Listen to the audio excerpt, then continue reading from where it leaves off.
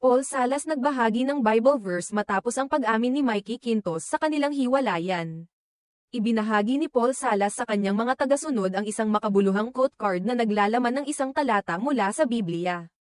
Noong Martes 1 ng Abril, nag-post si Paul sa Instagram stories ng isang social media card na ipinasikat ng Alpha Motivation sa kanilang IG handle na @TheReal_Alpha Motivation.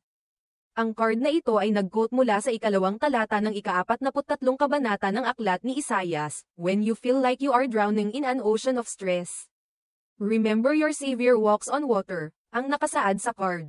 Bagamat hindi naglagay ng caption si Paul, ipinakita niyang may mensahe itong nais iparating sa kanyang mga tagasunod. Walang kalakip na paliwanag o dagdag na komento mula sa aktor, kaya't tanging ang talatang ito mula sa Biblia ang bumanggit sa kanyang post. Kaugnay nito, mahalagang mapansin na ilang minuto lamang matapos niyang i-share ang art card, inamin ni Mikey Quintos, ang kasalukuyang ex-girlfriend ni Paul, ang kanilang paghihiwalay. Ibinahagi ni Mikey ang malungkot na balita sa kanyang pag-appear sa episode ng Fast Talk with Boy Abunda, sa araw ding iyon. Ayon sa aktres, wala namang ibang tao o third party na sangkot sa kanilang hiwalayan. At ito ay isang desisyon na tanging sila lamang ni Paul ang nakakaalam at nagpasya, kahit na ang pagsasama nila ni Paul ay natapos na. Ang kanyang simpleng post na walang kasamang mensahe ay nagbigay daan sa mga haka-haka at tanong mula sa mga tagahanga.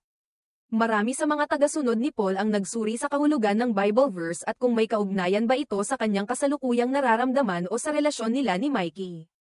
May ilang nagbigay ng opinyon na maaaring ito ay isang paraan ng aktor upang maghanap ng lakas at gabay, lalo na sa gitna ng pinagdadaanan niyang personal na pagsubok. Samantala, si Mikey, sa kanyang interview kay Boy Abunda, ay ipinahayag na wala naman silang galit ni Paul at nagpasalamat siya sa mga magagandang alaala at karanasan nila bilang magkasintahan. Ipinahayag niya ring natutunan niya ang maraming bagay mula sa relasyon na iyon at magkaibigan pa rin sila ni Paul, kaya't umaasa siyang magpapatuloy ang respeto at suporta sa isa't isa. Kahit pa magkaibang landas na ang tinatahak nila ngayon.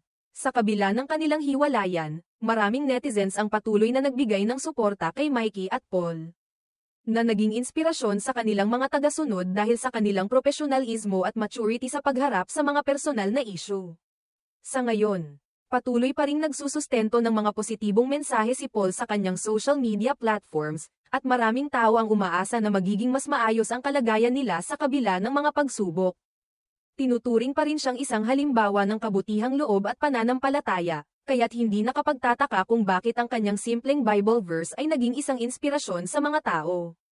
Mahalaga ang mga ganitong sandali sa buhay ng mga kilalang personalidad, at sa kabila ng lahat, nagiging bukas sila sa kanilang mga tagasunod, na nagsisilbing inspirasyon at aral sa kanilang buhay.